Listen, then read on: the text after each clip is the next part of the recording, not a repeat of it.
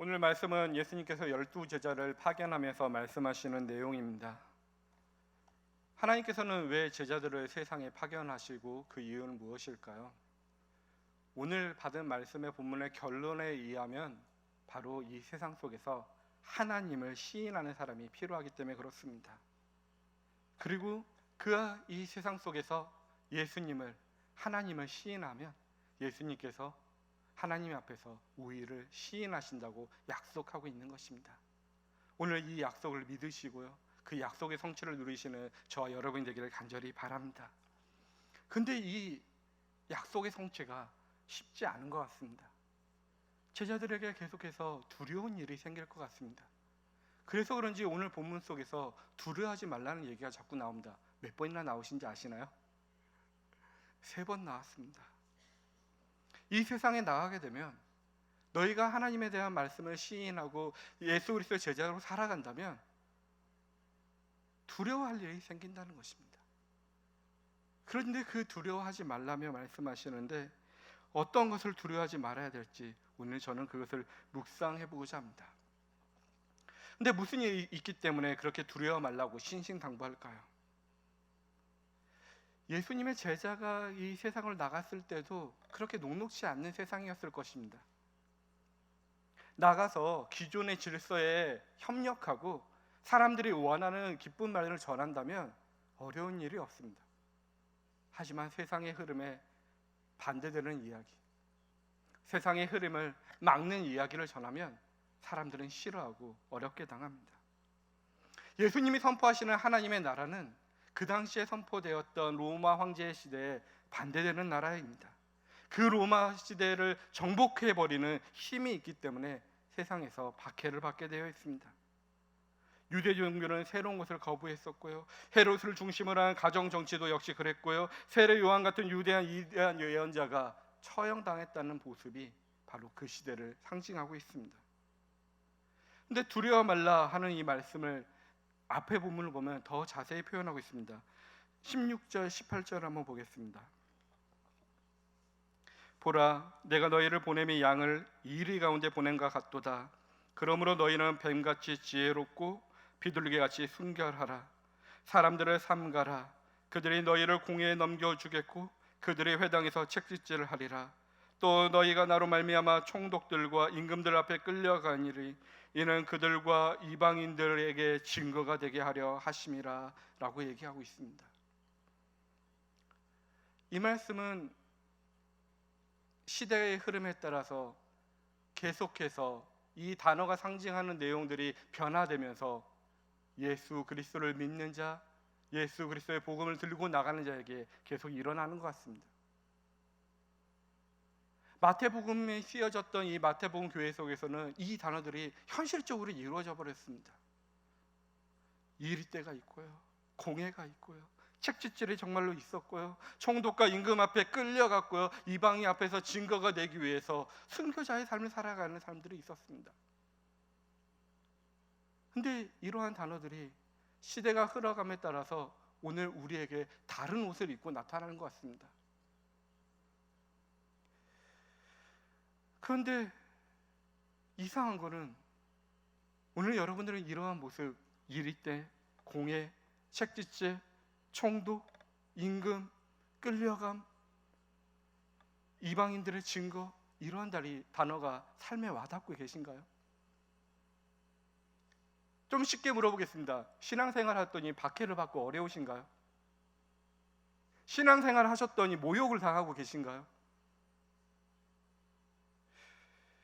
오히려 신앙생활을 적당히 잘하고 있으면 교양 있는 사람인 것처럼 대접을 받고요, 그리고 별 문제 없고 이 세상을 잘 살고 있는 사람처럼 보이는 게 오늘의 현실입니다. 그런데 어려운 점은 매우 은밀한 방식으로 이 세상 속에서는 그것들이 우리의 삶으로 밀고 들어온다고 저는 생각합니다. 그 당시의 법정의 매질과 총독의 왕이 오늘 새로운 옷으로 갈아입고 우리의 삶으로 들어오고 있다는 것입니다. 법정과 총독이 의미하는 바는 기존 질서를 강화하자는 거고요, 그리고 그 기존의 힘들이 2000년이 지나도 똑같이 작용하고 있습니다.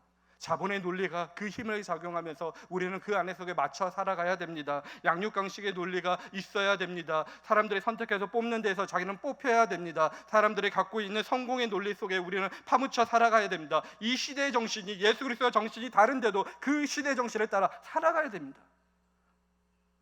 그것들이 오늘날 우리에게 찾아온 총독과 왕의 모습입니다. 근데 더욱더 무서운 거는 이런 힘이 노골적으로 나타나면 우리가 두려워하고 거기서 방어하고 하나님 앞에 나가겠다라고 다짐할 수 있지만, 그 힘들이 노골적으로 나타나지 않고 아주 음성적으로 움직일 때 우리는 그걸 구별해내지 못합니다. 영적으로 민감해졌을 때 그것이 보일까 말까 할 수준입니다.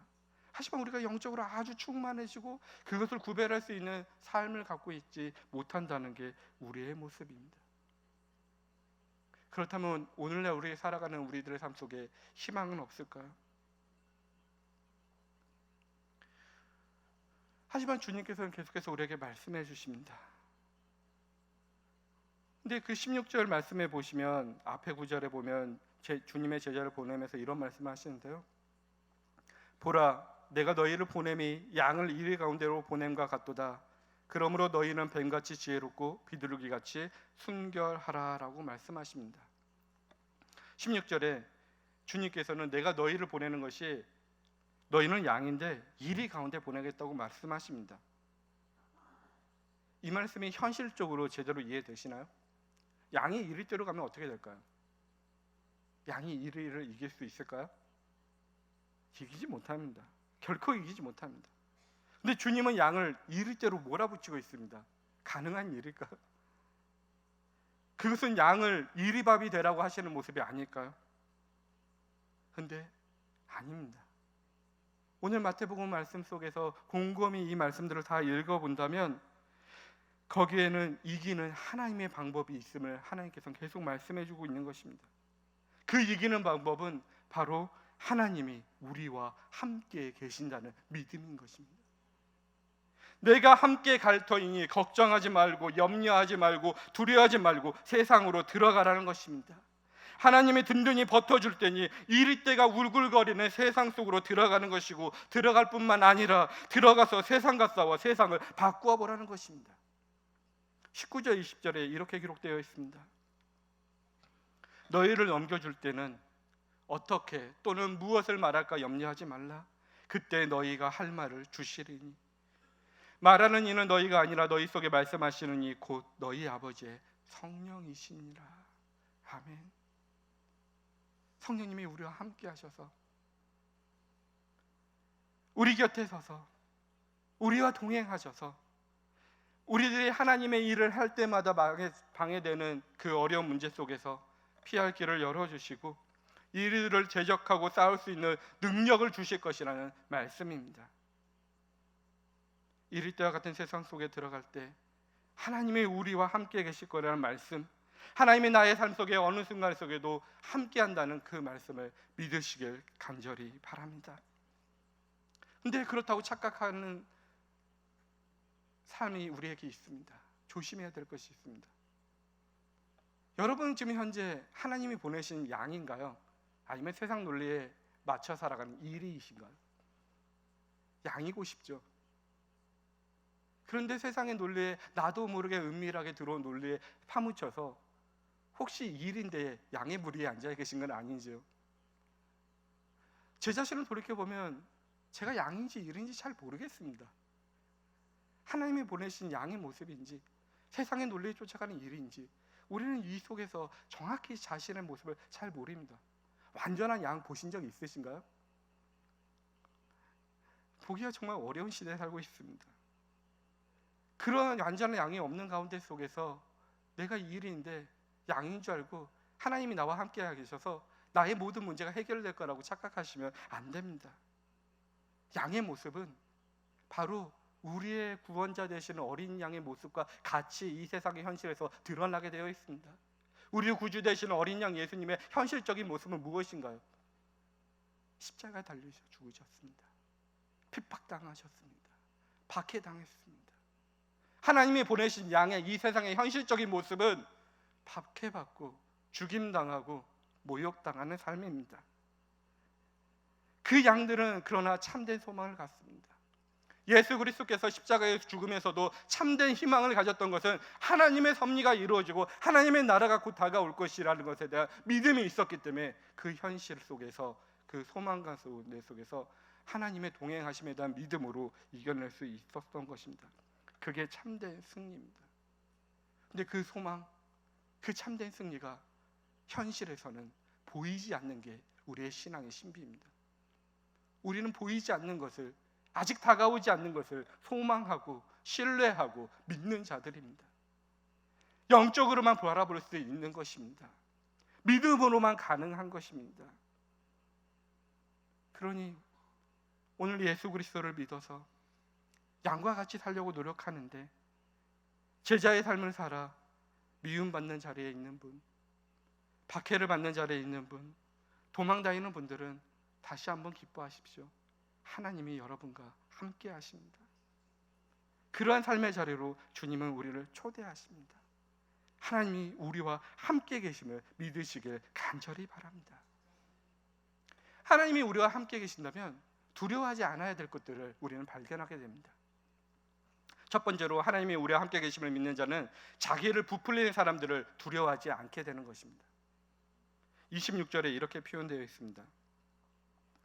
그런즉 그들을 두려워하지 말라. 갑주인 것이 드러나지 않을 것이 없고 숨은 것이 알려지지 않을 것이 없느니라 라고 말씀하십니다. 여기서 그들을 두려워하지 말라 해서 그들은 앞에 있는 16절부터 쭉 25절까지 이루었던 그 모든 이리 때와 같은 사람들을 표현합니다. 누가복음에도 동일한 말씀이 기록되어 있는데요, 그 누가복음 말씀 속에서 앞에 부분을 말씀을 보면은 그들은 바리새인을 칭하도록 구조가 되어 있습니다.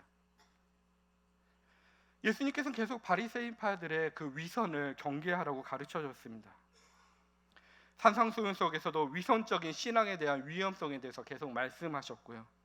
그리고 어떠한 행위라도 사람에게 보이려고 한다면 그것은 위선이 되기 쉽다는 것을 알려주셨습니다. 그러면서 주님은 그 위선을 누룩으로 비유했습니다. 누룩이 들어가면 반죽이 아주 빨리 그리고 조용히 부풀어 옵니다. 근데 위선이라는 것도 우리의 삶 속에 들어오면 우리는 부풀리고 확장하는 데 사람들이 사용받기 쉽습니다. 위선적인 태도나 숨은 동기들은 그러한 누룩과 같은 모습으로 나타납니다. 사람들이 위선적으로 처신하는 까닭은 자기를 그럴듯하게 포장하기 위하기 때문입니다. 동물들이 싸울 때 자신이 강하게 보이려고 어떻게 하시는지 아시나요? 자기 몸을 크게 보이려고 아주 애씁니다. 몸집 큰 동물들 앞에서 번쩍 발을 드는 것도 자신이 아주 크게 보이려고 하는 거고요, 숱하게 벼슬과 목덜미를 고추 세우는 것도 자신이 힘이 세다는 것을 보이려고 하는 거고요, 보고가 갑자기 부풀어 오르는 것도 나를 공격하지 마라, 나는 강한 사람이다 하고 보이는 것입니다. 사람들의 어깨에 힘을 주고요, 허리에 손을 올리는 것도요, 내가 힘이 있고 강하다라는 것을 보여주려는 것입니다. 근데 오늘날은 또 다른 것으로 강함을 보이려고 하죠. 취업을 앞둔 한국에 있는 많은 젊은이들은 스펙에 쌓으려고 하고요, 한국에 있는 많은 사람들의 명함을 보면 왜 이렇게 직함이 많습니까? 내가 강한 사람이다, 힘 있는 사람을 보이려는 것이죠. 또 어떤 이들은 자신의 구매를 보이기 위해서 명품을 들기도 하죠. 차로, 집으로 자신의 갖고 있는 내면을 보여주지 못하고 겉모습으로 보여주려는 것이 오늘날의 모습입니다. 그런데 이런 형태의 마지막은 비극적이라는 것입니다. 그 실체가 언젠가는 드러난다고 말합니다. 예수님은 단호하게 말씀하십니다. 26절에 그런즉 그들을 두려워하지 말라. 그리고 뒷부분입니다. 감추인 것이 드러나지 않을 것이 없고 숨은 것이 알려지지 않을 것이 없느니라 말씀하십니다. 그 사람이 어떤 사람인지 여러분들은 잘 판단하시나요? 잘 안 보입니다. 그런데 힘든 순간에 갔을 때, 어려운 환경에 가면 그 사람이 어떤 사람인지 적나라하게 보입니다. 특별히 군대에서 훈련에 나가보면요, 누가 이기적이고 이타적인 사람인지 바로 보입니다. 사람이 힘들면요, 교양이고 체면이가 아무것도 없습니다. 자기 자신만을 생각하게 되어 있거든요. 그런데도 힘들고 어려워하는 순간 속에 다른 사람을 이해하고 섬기는 사람들, 애쓰는 사람들이 나타납니다. 실체가 언젠가는 분명히 드러난다는 것입니다. 그런데 우리들의 삶은 나의 실체가 드러날까 봐 불안해 사는 것 같습니다. 두려움과 불안을 떨겨버리고자 하는데 그 속에서 나의 실체가 드러나는데 그것이 부끄러운데 그때 우리는 두 가지 방법 정도를 사용하는 것 같습니다. 자기를 강화하거나 아니면 자기보다 더 큰 힘을 가진 자의 앞에서 엎드리는 모습을 선택하는 것 같습니다. 근데 이 두 경우 다 진정한 해결책이 아닙니다. 하나님을 믿는다는 종교인들도 이러한 해결책을 사용하기도 합니다. 근데 예수님은 그걸 위선적인 사람이라 매우 싫어하셨습니다. 세상의 것에 대한 두려움에 빠져버리면 자기도 모르게 세상적인 방법을 사용하게 되어 있습니다. 동물들처럼 자기도 모르게 자기 본능적으로 자기를 부풀리거나 아니면 강한 자 앞에 엎드려 있다는 것입니다. 그러한 우리들 앞에 주님은 내가 너희와 항상 함께하니 그러한 일을 두려워하지 말라 오늘 말씀하시는 것입니다. 내가 너희와 함께한다, 내가 다시 오겠다, 그런즉 그런 것 속에 두려움에 빠져 살지 말아라 라고 말씀하시는 것입니다. 여러분의 삶은 어떠한가요? 혹시 자기 내면에 감출 것이 많아서 부풀리거나 위선적인 모습과 아니면 감춰야 될 것을 가운데 속에 두려워하고 살고 있으신가요? 오늘 이 새벽 기도하시면서 이 말씀에 자신의 삶을 비춰보면서 내가 무엇을 두려워하고 있는지, 그리고 내가 그 나의 체면을 위해서 세상적인 방법은 사용하고 있는 것은 아닌지 곰곰이 기도해보는 귀한 은혜의 시간이 되길 간절히 바랍니다. 두 번째로 하나님 함께 계심을 믿는 자는 영혼을 능히 즐기지 못하는 자들을 두려워하지 않습니다. 28절을 보겠습니다. 28절, 몸은 죽여도 영혼을 능히 죽이지 못하는 자들을 두려워하지 말고 오직 몸과 영혼을 능히 지옥에서 멸할 수 있는 일을 두려워하라 라고 말합니다. 몸을 죽일 수 있는 힘은 세상적인 힘입니다. 몸을 죽일 수 있는 힘은 우리의 영혼을 건들 수 없습니다. 이 세상의 힘은 우리의 육신을 죽일 뿐이지 영혼을 어찌하지 못합니다. 우리의 육신을 불편하게 만들 뿐이지 우리의 정신을 건드릴 수 없습니다. 사람들의 평판을 나쁘게 만들 수 있지만 우리의 영혼을 병들게 할 수는 없습니다. 우리의 영혼을 훼손시킬 수 있는 피조물은 이 세상에 아무것도 없음을 믿으시길 바랍니다. 비록 적은 연봉을 받고 사회적인 지위가 변변치 못하더라도 그것을 인해서 우리의 영혼이 훼손되지 않습니다. 바꾸어 말해서 다른 사람에 비해서 연봉이 많다고, 사회적 지위가 높다고, 내가 좀 건강하다고, 내가 좀 가진 것이 많고 들은 것이 많다고 그것 때문에 우리의 영혼이 풍요롭지도 않는 것입니다. 우리들의 삶에 절대적인 힘으로 자리 잡고 있는 그런 두려운 세력들은 우리의 육신에만 자신들의 힘을 사용할 수 있는 힘들이지 우리의 영혼에는 아무 무기력한 존재들인 것입니다. 왜냐하면 영적인 세계는 이 현실 속에서 드러나지 않기 때문에 그렇습니다. 그렇기 때문에 그 영의 세계를 보고 영의 세계에 맞닿아 있는 자는 이 육적인 세계의 괴롭힘에 두려워하지 않게 되는 것입니다. 물론 우리 삶 속에서도 계속 말씀드리지만 잘 안 됩니다. 돈이 주인 노릇하는 세상 속에서 끊임없이 우리의 마음은 두려움이라는 기운을 세상은 투여합니다. 만성적인 두려움 속에 살아가게 만들어버리죠. 그래서 우리의 거룩한 삶의 모습이 변질되어 버렸습니다. 김기성 목사님이라는 분은 이런 두려움에 살고 있는 자들의 삶의 모습을 이렇게 표현하면서 오늘의 말씀을 답으로 제시하셨습니다. 그가 이렇게 표현했습니다. 현대인들은 행여 뒤처질까, 잊혀질까, 쫓겨날까, 비난받을까 전전긍긍하며 삽니다. 다른 이들의 평가나 태도에 민감하게 반응합니다. 그들의 인정을 받으려고 필사적이 됩니다. 주체로 살기보다는 힘 있는 이들의 호감을 사기 위해 자존심을 내려놓기도 합니다. 자기 말과 행동을 검열하고 어떤 시스템에 순응하지 않는 이들을 보며 째려보기도 합니다. 이렇게 자꾸만 길들여져 가는 동안 진실한 삶으로부터 점점 멀어져 갑니다. 하지만 육신은 죽어도 그 다음에는 그 이상 아무것도 할 수 없는 자들을 두려워하지 말라라 라는 말씀이 우리를 진정한 해방의 길로 인도합니다. 라고 고백합니다. 우리도 그런 해방의 길로 갈 수 있을까요? 예수님은 가능하다고 말합니다. 그러기 위해서 예수님께서는 또한 해결책을 알려주십니다. 정말로 두려워할 분이 누구인지 알라는 것입니다. 28절 후반부에 오직 몸과 영혼을 능히 지옥에 명할 수 있는 일을 두려워하라고 말합니다. 사람을 두려워하지 말고 하나님만 두려워하라는 말씀입니다. 그렇게 살면 주님이 책임져 주시겠답니다. 물론 그렇게 사는 거 쉽지 않다는 거 알고 있습니다. 때로는 타협도 하고 적당히 흘러가는 대로 살고 싶고 모른 척하고 싶고 넘어가고 싶은 유혹도 많습니다. 그러나 그럴 수 없는 것은 하나님이 이 세상에 우리를 불러주셨습니다. 하나님이 불러주신 소명 앞에선, 그 하나님의 은혜 앞에선 우리는 그렇게 살 수 없는 것입니다. 모든 그리스도인은 참으로 두려워할 분은 오직 한 분이십니다. 모든 것 이상으로 그분 하나님만을 두려워하고 경외해야 됩니다.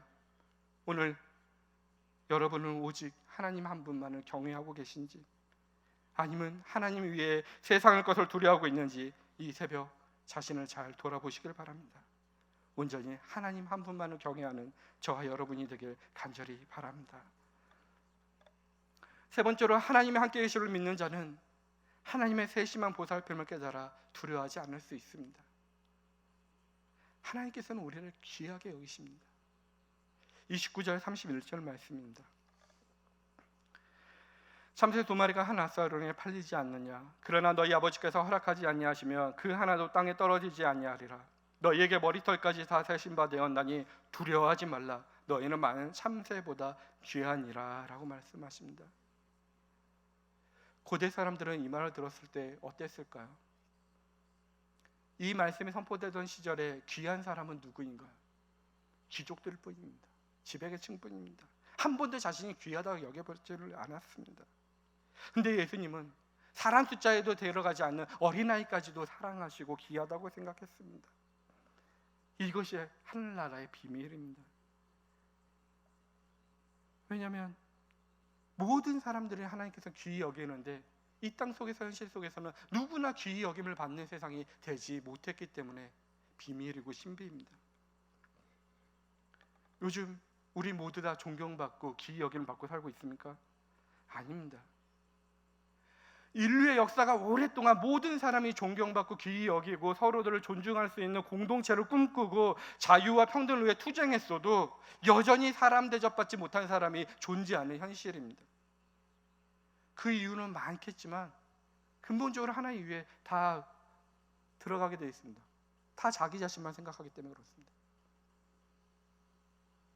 지나치게 자기 자신에게만 집중하기 때문에 그렇습니다. 그러나 하나님은 우리를 머리털까지 다 세실 정도로 우리를 귀히 여기신다는 것입니다. 세상에서 귀히 여김 받지 못한 자들마저도 다 귀히 여기신다는 것입니다. 물론 모두 다 귀히 여김을 받는 나라가 나타날 때는 그때가 마지막 때이고 하나님의 나라가 온 때이겠죠. 근데 그런 모든 자를 귀히 여기는 나라가 이 땅에 존재할 것이라는 것을, 오게 될 것이라는 것을, 하나님의 나라가 온다는 것을 믿는 사람들은 그것을 무시하고 업신여기는 사람들, 그러한 집단과 그런 논리들을 두려워하지 않을 수 있는 것입니다. 그 세계가 비록 경험되지 못했지만 우리에게 온다는 것으로 믿고 살아가는 사람들이 바로 예수 그리스도를 믿는 기독교인들입니다. 우리의 제자들은 그런 것을 세상에 널리 전파해야 됩니다. 27절을 보면 이렇게 기록되어 있습니다. 내가 너희에게 어두운 데서 이르는 것을 광명한 데서 말하며 너희가 귓속말로 듣는 것을 집 위에서 전파하라 라고 말씀하십니다.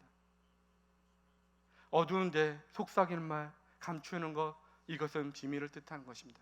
이 세상 사람들이 보지 못하는 것을 말하는 것입니다. 모든 사람들이 귀히 여기는 하나님의 나라, 영적인 것 속에서 육체적인 것들이 넘보지 못하는 영적인 것들을 표현하는 것입니다. 이것을 좀 더 확대해서 간다면 이것이 바로 예수 그리스도에 대한 비밀입니다. 하나님이 인간이 되셨다는 것이고 그 인간이 되신 예수님께서 우리를 사랑하신다는 것이고 그 예수 그리스도가 우리를 구원하신다는 그 비밀입니다. 제자들이 이 비밀을, 이 영적인 신비를, 이 하나님의 나라를 선포해야 되는 것입니다. 은폐된 세계에 세상에 노출시키는 것이 제자들의 사명입니다. 사람들로 하여금 더 이상 세상의 악한 세력을 두려워하지 않게 하고, 그리고 그것들을 두려워하는 삶 속에서 벗어나게 하고, 이 비밀을 알아듣도록 해명하고 설득하는 일이 우리의 사명인 것입니다. 그러기 위해서는 먼저 속삭이는 소리를 우리가 들어야 됩니다. 너희가 귓속말로 듣는 것을 이라고 표현했습니다. 예수님이 어두운 데서 말씀하시는 것을, 우리의 귀에 대고 속삭이는 것을 알아들어야만 합니다. 그것이 없이는 우리는 제자로서 할 일이 아무것도 없습니다. 그 비밀, 그 숨기는 것을 알아들은 사람은 이제 자기의 자리에서 자기의 형편에 따라서 증거하고 증명하는 삶을 살아야 되는 것입니다. 학문이나 사업이나 직장생활이나 삶의 모든 처전에서 우리는 그렇게 살아야 되는 것입니다. 우리가 영적인 세계가 밝게 드러난다는 것을, 하나님은 우리를 귀하게 여기고 있다는 사실을, 그래서 이 세상에 악한 세력을 두려워하지 말라는 사실을 증거해야 됩니다. 그것을 증거하는 저와 여러분이 되게 간절히 바랍니다. 이제 마지막으로 마지막 구절을 보겠습니다. 누구든지 사람 앞에서 나를 시인하면 나도 하늘에 계신 내 아버지 앞에서 그를 시인할 것이요, 누구든지 사람 앞에서 나를 부인하면 나도 하늘에 계신 내 아버지 앞에서 그를 부인하리라. 아멘. 예수님은 오늘 말씀을 통해서 세상 사람들 앞에서 자신을 시인이라고 말씀하십니다. 그렇지 않으면 마지막 날에 나도 너희를 부인할 것이라고 경고하십니다. 이 말씀을 깊이 새겨들으시길 바랍니다. 세상입니다. 세상을 향해서 길을 막고 예배만 드리는 자에게 드러나는 주의 제자의 말씀이 아닙니다. 예수님은 세상으로 제자를 보냈습니다. 약자를 수탈하고, 권력을 탐하고, 돈으로 양심을 사고, 거짓이 난무하는 세상에 눈과 귀를 닫고 살면서 썬데이 크리스찬으로 살아가는 것, 주일 예배만 참석하는 것, 믿음과 아무 상관이 없습니다. 예수님의 말씀대로 한다면 교회에서 예수님을 시인하는 것은 큰 믿음이라고 할 수 없습니다. 교회 안에서 하나님을 찬양하는 것, 그거 큰 믿음 아닙니다. 그리고 그것은 그다지 중요하지 않습니다. 정말 중요한 것은 세상에서 하나님을 시인하는 것, 범사를 그를 인정하는 것, 그것이 믿음입니다. 하나님은 교회에서 믿는 것이 아니라 세상에서 믿는 것입니다. 교회에서 누구나 다 하나님을 믿을 수 있습니다. 그러나 그것은 진정한 믿음이 아닙니다. 세상에서 하나님을 믿는 것이 진정한 믿음입니다. 하나님은 세상에서 믿어야 됩니다. 믿음은 교회에서 드러나고 자랑할 것이 아니라 세상에서 드러나고 자랑해야 할 것입니다. 사랑하는 성도 여러분, 주의 제자를 파송하면서 주신 말씀이 바로 이것입니다. 세상 속에서 드러나는 믿음, 너의 삶 속에서 드러나는 믿음, 그 믿음은 우리에게 정말 무서워야 할 것을 무서워하는 지혜와 무서워하지 말아야 할 것을 무서워하지 않을 용기를 우리에게 가져다 줍니다. 그래서 예수님은 오늘 복음서의 말씀을 통해서 하나님은 너희가 어디에 있을지라도 너희와 항상 함께 있을겠다, 두려워하지 말라, 그리고 당당히 세상 속으로 들어가라, 그리고 나를 시인하라고 말씀해 주신 것입니다. 이 믿음, 세상 안에서 드러나는 믿음, 하나님이 항상 함께 하겠다는 하는 용기 있고 지혜로운 믿음이 선교를 다녀왔던 모든 분들, 다음 주에 바이에로 떠나야 될 선교팀원들, 그리고 이 자리에 계신 분들, 저희 동부사랑교회 성도들에게 충만하길 주의 이름으로 축원합니다. 기도하겠습니다.